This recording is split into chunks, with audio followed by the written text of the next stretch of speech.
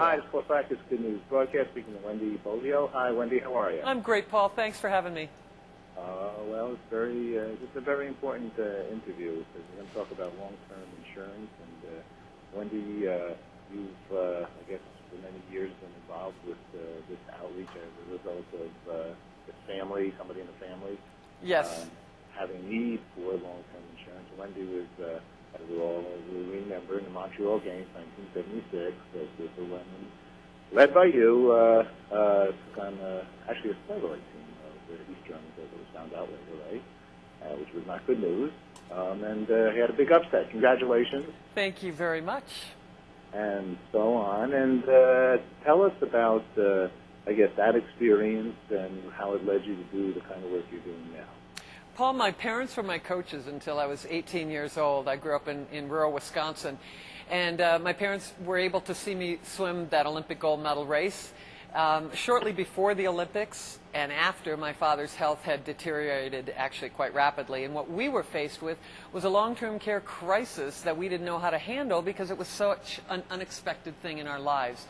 I saw what the impact did to my mother, and I'm one of 7 children, what it did to us, how going out trying to figure out how to financially, if he should need a nursing home, how do you do that? Where does the money come from? And what I found out was money comes out of your pocket. What I didn't realize was that there's an insurance policy out there that covers that.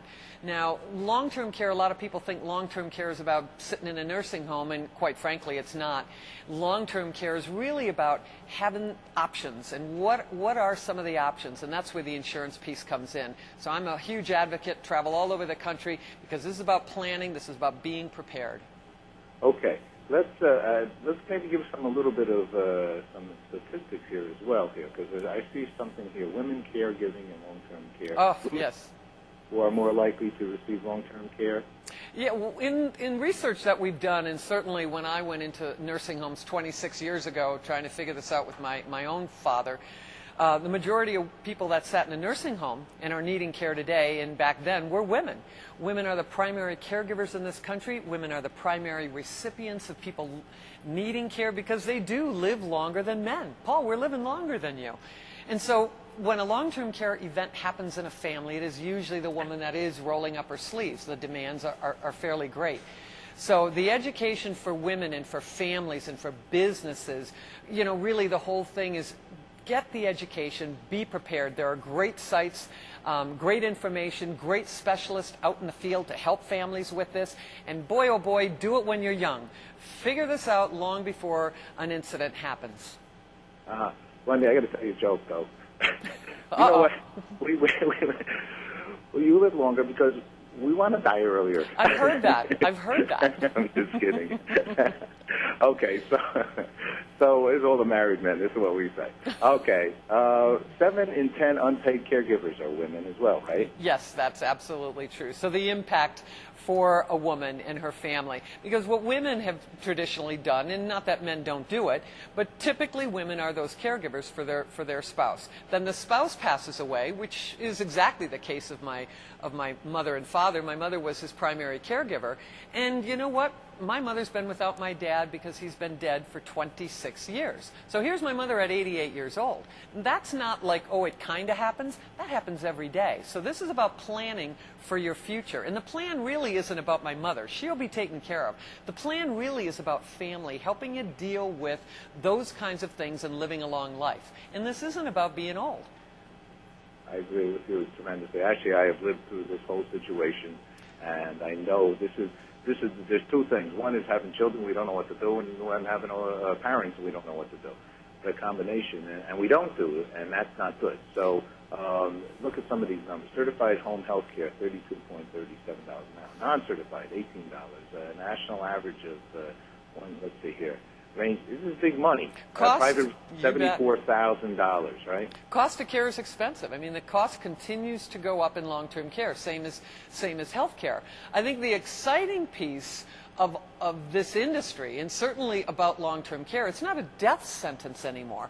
Long-term care is not about dying. Long-term care is about living.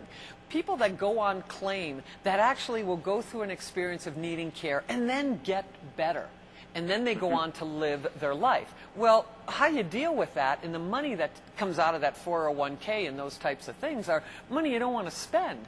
So what you have to do, or what I believe people should at least be looking at, is how do you finance a situation? Whether you're older or you had a situation today at your young age at 28 years old.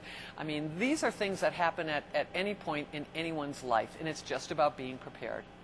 Okay, so the bad news or the difficult news, give us the good news. So what kinds of we're going to put up a site here, longtermcare.genworth.com. We have that website up. Tell us about that kind of opportunity for people. You know, again, it's about planning, and a lot of people don't know the resources to go. They don't know what their options are for their family or anything else. So I think that website is absolutely important. There's a lot of websites out there, and that has to be my #1 pick. I don't think people should take away from anything the fact that, oh my gosh, this is just an awful thing, I don't want to think about it. You know what? It's part of life. I'm a fit 52-year-old Olympic world record holder athlete. And this is about taking care of yourself, for me personally, physically, but it's about that financial impact. And I think those two blend very well together. This isn't a negative, it's a positive. It's just about planning. You don't go to the Olympics and decide one day that, boy, I'm going to swim and I'm going to win. It takes planning, and that's what this is about. How do you do it? Let me ask quickly. I know you have a lot of people to talk to. How do you do it with your parents that might not know about these things, and you do, and you want to help them? You know, again, those websites I think are great. Those resources are great. Long-term care specialists are great, and advisors.